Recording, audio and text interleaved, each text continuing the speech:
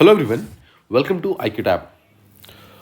Now सबसे पहले I would like to thank you every one of you जिन्होंने actually 1000 का जो एक माइलस्टोन था, बहुत ही छोटा सा माइलस्टोन, उसको कंप्लीट करने में हेल्प की। And we were actually overwhelmed जिस तरीके के आप लोगों के कमेंट्स थे, जिस तरीके से आप लोगों ने खुशी जाहिर की। एंड सबसे अच्छी बात ये थी कि this channel does not belongs to us but it belongs to all of you. ये चैनल आप सबका चैनल है। आप सबने मिलकर इसे यहाँ तक पहुँचाने में बहुत बड़ा योगदान दिया है। I know that we have not reached a very very large audience yet. अभी हम बहुत लोगों तक नहीं पहुँचे हैं, बट ये बहुत छोटी सी एक कोशिश है लोगों की हेल्प करने की, बच्चों की हेल्प करने की। बिकॉज यूपीएससी एक ऐसी जर्नी है जहाँ पर अक्सर जो स्टूडेंट्स आते हैं, जो बच्चे आते हैं, वो कहीं ना कहीं भटक जाते हैं इस पर्टिकुलर जर्नी के अंदर। बिकॉज यहाँ पर बहुत कुछ है, यहाँ पर ग्लैमरस लाइफ बहुत स्ट्रांग है। यहाँ की बुक्स की लाइफ जो है वो कहीं ना कहीं आपको जितना मोटिवेट करती है उससे ज़्यादा डिस्ट्रैक्ट करती है, राइट। तो इस पर्टिकुलर जर्नी में एक बहुत ही छोटा सा कंट्रीब्यूशन हम करने की कोशिश कर रहे हैं, जहाँ पर हम बस ये चाहते हैं कि जो बच्चे हैं, जो यूपीएससी के एस्पिरेंट्स हैं, आप लोगों को एक सही डायरेक्शन मिल सके, एक सही दिशा मिल सके। एंड वहाँ से आप उस पर्टिकुलर जर्नी को कैरी फॉरवर्ड करें, राइट। वहाँ से उस चीज़ को आप आगे लेकर चलें। सो मैं आप सबका इस टीम की तरफ से तहे दिल से धन्यवाद कहना चाहता हूँ कि आप लोगों ने इतनी ज़्यादा खुशी जाहिर की इस पर्टिकुलर माइलस्टोन के ऊपर। मतलब आपकी खुशी देखकर एक्चुअली हम बहुत ज़्यादा खुश हो गए। Thank you so much for that. Your comments have been invaluable and they have been really really really very inspiring. Thank you so much for that. So उस चीज़ से आगे बढ़ते हुए आज का जो मेन हमारा टॉपिक है उसके ऊपर बात करते हैं। सबसे पहली चीज़ तो जैसा आप जानते हैं, ये पर्टिकुलर सीरीज जो है, यहाँ पर हम हाई यील्डिंग टॉपिक्स के बारे में बात करते हैं। सो बेसिकली ये कुछ ऐसे पोटेंशियल टॉपिक्स हैं जो हमारे 2024 के प्रीलिम्स एग्जाम के अंदर आ सकते हैं। बिकॉज कि पिछले 6 महीने से 1 साल तक काफ़ी ज़्यादा न्यूज़ के अंदर चल रहे हैं, राइट। नाउ ये जो टॉपिक्स मैं चूज़ करता हूँ, कौन कौन से टॉपिक्स बहुत इंपॉर्टेंट होते हैं, these have come from experience, these have come from previous year question papers. किस तरीके के क्वेश्चंस यूपीएससी पूछ रहा है, उन सब चीज़ों को ध्यान में रखकर ही मैं टॉपिक्स चूज़ करता हूँ। So you can be rest assured कि जो भी टॉपिक्स हम यहाँ पर इस हाई यील्डिंग सीरीज के अंदर कवर करते हैं वो काफ़ी ज़्यादा इंपॉर्टेंट है यूपीएससी पॉइंट ऑफ व्यू से। एंड आई कैन मैं गारंटी वर्ड यूज़ नहीं करना चाहूँगा, but I am very very confident कि इनमें से काफ़ी क्वेश्चंस डायरेक्टली या इनडायरेक्टली यूपीएससी अपने एग्जामिनेशन के अंदर पूछ सकता है। सो माई ओनली रिक्वेस्ट इज कि please keep revising these things. हम जो भी डिस्कस करते हैं उसको वन टाइम अफेयर ना रख करके उसको मल्टीपल टाइम्स आपको कवर करते रहना है, बार बार उसको कवर करना है, रिवाइज करना है। आप जितनी ज़्यादा बार रिवाइज करेंगे उतने ही अच्छे तरीके से वो आपके माइंड के अंदर बैठता जाएगा, राइट। सो आज का जो हमारा टॉपिक है that is about Panama canal, ठीक है। सो पनामा कनाल कहाँ है, कैसे है और क्यों इंपॉर्टेंट है, इन सब चीज़ों के बारे में आज हम डिस्कस करते हैं। सबसे पहले चीज़ तो आप ये समझिए कि पनामा कनाल जो है वो 82 किलोमीटर लॉन्ग है, ठीक है। मतलब 100 किलोमीटर से भी छोटा है, बहुत लंबा नहीं है। और ये एक मैन मेड बॉडी है। कनाल्स अक्सर ही मैन मेड हुआ करते हैं, यानी कि एक आर्टिफिशियल बॉडी होती है। सो उसी तरीके से जो पनामा कनाल है वो भी एक आर्टिफिशियल बॉडी है या फिर एक मैन मेड कंस्ट्रक्शन का एक ऑब्जेक्ट है, ठीक है। ये कनेक्ट करता है अटलांटिक ओशन और पैसिफिक ओशन को। सो अटलांटिक और पैसिफिक ओशन को कनेक्ट करने में इसका बहुत बड़ा योगदान है। नाउ अगर आप ध्यान से देखें तो आप जानते हैं ये नॉर्थ अमेरिका है और ये साउथ अमेरिका है, राइट। यहाँ पर देखिए, this is North America and this is South America. These are 2 continents, right. ये जो कॉन्टिनेंट जहाँ पर मिलते हैं इसे हम शॉर्ट वर्ड्स में सेंट्रल अमेरिका बोलते हैं। नाउ इसी सेंट्रल अमेरिका में यहाँ पर देखेंगे there is a very very small country called as Panama, ठीक है। यहीं पर मतलब पनामा नाम का एक देश है और यही जो पनामा देश है इसी के बगल से एक्चुअली एक कनाल को कंस्ट्रक्ट किया गया है यूएस, फ्रांस, ब्रिटेन, इन सब कंट्रीज के द्वारा, ठीक है। बट फाइनली जो कंस्ट्रक्ट किया गया है दैट वाज बाय यूएसए, मतलब अमेरिका के द्वारा इसको कंस्ट्रक्ट किया गया है। सो पनामा कंट्री के पास से यहाँ पर एक कैनाल को बनाया गया है। कैनाल मतलब एक बेसिकली नहर को बनाया गया है जिसके थ्रू शिप्स जो है इजीली पास कर सकती हैं। तो सबसे पहले इस पर्टिकुलर मैप के थ्रू हम समझने की कोशिश करते हैं कि पनामा कनाल का एग्जैक्ट इंपॉर्टेंस क्या है। तो लेट्स से कि नॉर्थ अमेरिका के अंदर ही, यानी कि यूएस के अंदर ही हम 2 सिटीज़ को लेते हैं, न्यूयॉर्क एंड सैन फ्रांसिस्को। और लेट्स से कि आपको कोई कंटेनर जो है जो ओशन के रूट से, मतलब पानी के रूट से आपको न्यूयॉर्क से सैन फ्रांसिस्को भेजना है, ठीक है।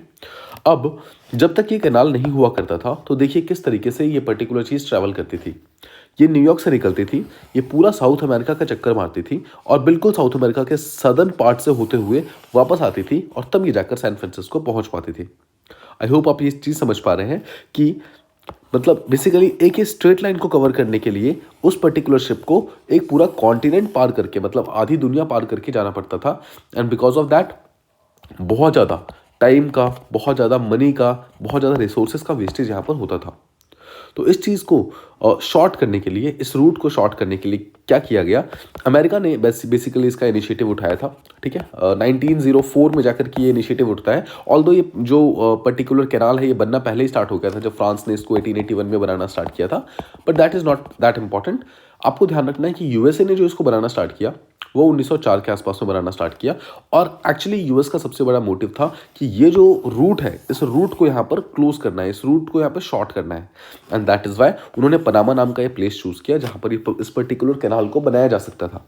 सो अब जो ये रूट पहले ऐसा हुआ करता था, अब वही रूट अगर न्यूयॉर्क से सैन फ्रांसिस्को जाना हो तो डायरेक्टली, देखिए ये जो है ये कैरिबियन आइलैंड्स है, जो वेस्ट इंडीज़ है, राइट, उसके आसपास के जितनी कंट्रीज़ हैं ये सब के सब यहाँ पर आती है।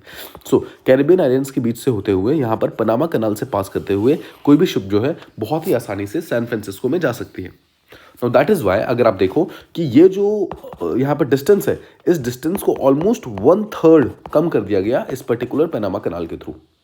उम्मीद करता हूँ आपको यहाँ पर पनामा कनाल की जो सबसे बड़ी इंपॉर्टेंस है वो इंपॉर्टेंस समझ आ गई कि जो एक पर्टिकुलर सिटी से सेकंड सिटी, यानी कि मल्लत से eastern part of the US से वेस्टर्न पार्ट में जाने के लिए अगर शिप से जाना हो तो पहले जहाँ पूरी दुनिया पार करके जाना पड़ता था, अब क्या होता है, सिंपली एक पर्टिकुलर पनामा कनाल को पार करके जा सकते हैं, जिसमें 1/3 टाइम लगता है और 1/3 रिसोर्सेज से ही काम हो जाता है। ठीक है, so this is basically Panama canal. Panama canal की इंपॉर्टेंस आई होप आप समझ गए कि ये रूट को शॉर्ट करने में और रिसोर्सेज को सेव करने में काफ़ी ज़्यादा इफेक्टिव है। सो आई होप आप समझ गए कि अटलांटिक ओशन और पैसिफिक ओशन दोनों को ही कनेक्ट करता है। अगर आप ध्यान से देखिए तो this is Atlantic ocean and this is Pacific ocean, और ये बीच में एक बेसिकली कनेक्शन है। सो ये कनेक्ट कर रहा है किसको, अटलांटिक ओशन को पैसिफिक ओशन के साथ में। आई hope this much is clear. इसके बाद जैसा मैंने आपको बताया कि इसका कंस्ट्रक्शन जो है वो 1881 में ऑलरेडी स्टार्ट हो गया था, और 1881 में इसका कंस्ट्रक्शन जो है वो बेसिकली फ्रांस ने स्टार्ट किया था, लेकिन कुछ फाइनेंशियल और कुछ पॉलिटिकल प्रॉब्लम्स होने के कारण फ्रांस ने कुछ साल के बाद ही इसका कंस्ट्रक्शन बंद कर दिया। फाइनली यूएसए ने इसका कंस्ट्रक्शन स्टार्ट किया 1904 में, और 1914 में, यानी कि 10 साल तक कंस्ट्रक्शन करने के बाद में इस पर्टिकुलर चीज़ को कंस्ट्रक्शन कंप्लीट होता है। Now please keep it in mind कि पनामा कनाल जो है वो हमारे वर्ल्ड का सबसे बड़ा इंजीनियरिंग मार्वल है। मतलब कि एक बहुत ही छोटे जगह से एक ऐसी बेसिकली कैनाल बनाई गई है जो कि ना सिर्फ रूट को शॉर्ट करती है, बट बहुत ही इफेक्टिव तरीके से हर एक शिप को बचा करके और बहुत ही इफेक्टिव तरीके से शिप्स को यहाँ पर पास कराने में हेल्प करती है। ठीक है, नाउ एक चीज़ ध्यान रखिएगा, पनामा कनाल जो है वो यूज़ करता है लॉक सिस्टम को। ठीक है, लॉक सिस्टम का मतलब क्या है, सिंपल वर्ड्स में अगर आप समझे तो देखिए, लेट्स से एग्जांपल लेते हैं कि ये पनामा कनाल है। ठीक है, मतलब ये एक नहर है, ये समंदर है, ये समंदर है। लेट्स से कि ये अटलांटिक ओशन है और ये पैसिफिक ओशन है, और बीच में ये कैनाल है। ठीक है, सो होता क्या है, लेट्स से कि एक पर्टिकुलर शिप यहाँ पर आ गई, तो ध्यान रखिएगा पनामा कनाल से एक बार में एक ही शिप ट्रैवल कर सकती है अगर वो बड़ी साइज़ की है तो। ठीक है, मतलब इसका बहुत ज़्यादा विड्थ नहीं है। तो अगर एक पर्टिकुलर शिप आती है तो क्या होता है, यहाँ पर आने के बाद इस पर्टिकुलर शिप को लॉक कर दिया जाता है। मतलब एक बेस के साथ, यहाँ पर क्या है, कैनाल में सिर्फ पानी नहीं है, बहुत सारे डिफरेंट बेसिस हैं, मतलब कि लकड़ी के, लोहे के बने हुए बेसिस है ना। उस बेस के ऊपर क्या होता है, शिप आके रुक जाता है, और उसके बाद शिप मूव नहीं करता, रादर ये जो नीचे वाला पार्ट है वो धीरे धीरे मूव करता रहता है, और वो जो है आगे ले जाकर उस पर्टिकुलर शिप को second part of the ocean में छोड़ देता है। इसे कहते हैं लॉक सिस्टम। ठीक है, तो ध्यान रखिएगा पनामा कनाल जो है वो लॉक सिस्टम को इस्तेमाल करता है। नाउ जैसा हमने देखा 1914 में पनामा कनाल का कंस्ट्रक्शन कंप्लीट हो गया था। नाउ पनामा कनाल में को 1914 में जो कंस्ट्रक्शन कंप्लीट हुआ था उसको बहुत जल्दीबाजी में कंप्लीट करवाया गया था। नाउ अगर आप इसको ध्यान से कनेक्ट करें तो 1914 ही वो ईयर है जब वर्ल्ड वॉर 1 स्टार्ट भी होता है। ठीक है, सो वर्ल्ड वॉर 1 का जो स्टार्टिंग वाला पॉइंट है वही वो टाइम है जब पनामा कनाल यहाँ पर पूरी तरीके से कंस्ट्रक्ट होता है। और ध्यान रखिएगा इस पर्टिकुलर कैनाल को यूज़ करके भी यूएसए ने बहुत सारा जो एम्यूनेशन वगैरह है वो अपना अटलांटिक ओशन तक लेकर आया था। मतलब इस पर्टिकुलर कैनाल को, पनामा कैनाल को इस्तेमाल किया गया था बहुत सारा एम्यूनेशंस, गन्स वगैरह, ठीक है, बहुत सारे फूड की सप्लाईज वगैरह अपने सोल्जर्स को भेजने के लिए, ताकि कम से कम समय में वो बेसिकली ज़्यादा से ज़्यादा डिस्टेंस कवर कर सके। सो पनामा कैनाल का यहाँ पर एक पर्टिकुलर इंपॉर्टेंस वर्ल्ड वॉर 1 में भी आता है। तो इस तरीके से आपको भी कनेक्शंस क्रिएट करने हैं। ठीक है, जैसे हमने देखा यहाँ पर कि 1914 में पनामा कैनाल का कंस्ट्रक्शन कंप्लीट होना और 1914 में ही वर्ल्ड वॉर 1 का स्टार्ट होना, दोनों के बीच में क्या कनेक्शन है, तो जब इस चीज़ के बारे में आप और पढ़ेंगे तो आपको और चीज़ें मिलती जाएंगी। So this is how you create connections in अपने सिलेबस के अंदर। ठीक है, अलग अलग टॉपिक्स के अंदर। नाउ यहाँ पर एक बहुत ही इंपॉर्टेंट चीज़ है, देयर इज़ अ लेक, एक आर्टिफिशियल लेक है पनामा लेक के अंदर ही, जो पनामा कैनाल है उसके अंदर ही एक आर्टिफिशियल लेक है called as Gatun lake. Now Gatun lake बहुत इंपॉर्टेंट है बिकॉज ये क्वेश्चन डायरेक्टली यूपीएससी के अंदर आ सकता है कि गातून लेक की एग्जैक्ट लोकेशन कहाँ पर है। तो आपको ध्यान रखना है ये सेंट्रल अमेरिकन कंट्रीज के अंदर प्रेजेंट है, और अगर स्पेसिफिक आपसे पूछा जाए तो आपको पता होना चाहिए कि पनामा कैनाल का पार्ट है। ठीक है, so Gatun lake Panama canal का एक पार्ट है जो कि आर्टिफिशियल लेक है। I hope this much is clear. No recent news में क्यों है पनामा कैनाल? न्यूज़ में इसलिए है बिकॉज पिछले कुछ सालों से जो पैसिफिक और अटलांटिक का जो मर्जर पॉइंट है वहाँ पर एल नीनो जैसे कंडीशंस देखे जा रहे हैं। और एल नीनो कंडीशन आपको ध्यान रखिएगा, जब भी एल नीनो आएगा ना तो एल नीनो के कारण पानी जो है वार्म हो जाता है, पानी गर्म हो जाता है, और पानी गर्म होने के कारण क्या होता है, जो आसपास का लैंड मास है उस लैंड मास के अंदर रेनफॉल बहुत कम हो जाती है। ठीक है, और रेनफॉल कम होने के कारण क्या होता है, वहाँ पे ड्रॉट टाइप कंडीशंस आ जाते हैं। सो पनामा कैनाल्स के आसपास का जो लैंड मास है वो काफ़ी ज़्यादा गर्म हो गया है बिकॉज ऑफ गर्म पानी। और गर्म पानी क्यों हुआ है? एल नीनो के कारण। एल नीनो एक फिनोमिना होता है बेसिकली, इसमें बारिश बहुत कम हो जाती है। ठीक है, और बारिश कम होने के कारण बेसिकली एक ड्रॉट टाइप कंडीशन क्रिएट हो गया है, और ड्रॉट टाइप कंडीशन क्रिएट होने के कारण जो पनामा कैनाल है उसका पानी बहुत कम हो गया है। So please keep it in mind, UPSC इससे डायरेक्ट क्वेश्चन पूछेगा कि which of the following is witnessing a decrease in water level because of which the global shipping is being affected. मतलब कि यूपीएससी क्वेश्चन पूछ सकता है कि इनमें से कौन सा, मतलब 4 ऑप्शन दे देगा और बोलेगा इनमें से कौन सा ऐसा वाटर बॉडी है जहां पर पानी का लेवल लगातार डिक्रीज हो रहा है, जिसके कारण जो ग्लोबल शिपिंग है, ग्लोबल शिपिंग वो काफी ज्यादा अफेक्ट हो रही है। The answer will be a simple and straight forward Panama canal. Panama canal उसका आंसर होगा। नाउ ड्रॉट कंडीशंस लगातार बढ़ रही है बिकॉज ऑफ एल नीनो, और इसके कारण क्या हुआ है, जो शिपिंग है वो ऑलमोस्ट 50% ऑलरेडी डिक्रीज हो गई है। नाउ पनामा कैनाल एक बहुत ही इंपॉर्टेंट ऑब्वियसली रूट था। अब अगर पनामा कैनाल के थ्रू शिपिंग नहीं हो पा रही है तो एग्जैक्टली फिर शिपिंग कहाँ से हो रही है? तो जितने भी शिप्स थे वो सब कहीं ना कहीं यहाँ पर डाइवर्ट हो जा रहे हैं स्यूज कैनाल की तरफ। ठीक है, सो ध्यान रखिएगा पनामा कैनाल का जो सेकेंड ऑल्टरनेटिव निकल कर आया है दैट इज स्यूज कैनाल।